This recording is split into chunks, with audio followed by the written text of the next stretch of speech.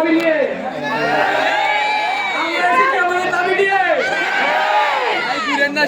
আগামী 24 ঘন্টার মধ্যে আমাদের প্রধান আসামি সহ যতজন জড়িত সবাইকে আটক করতে হবে।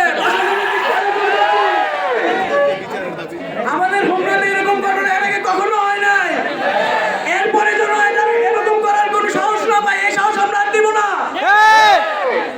এই দর্শনের বিচার যদি 24 ঘন্টার মধ্যে না হয়, এটা কি পরিণতি দেখছেন? এর থেকে বেশি খারাপ পরিণতি হবে আমাদের।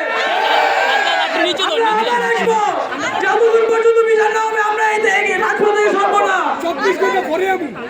24 ঘন্টার মধ্যে বিচার করতে হবে।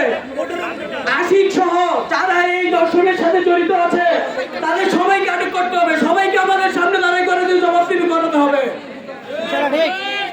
সর্বশেষ কথা, হোমনায় কি বাংলাদেশি কি কোনো জায়গায় এই দর্শকদের ঠিকানা হবে না।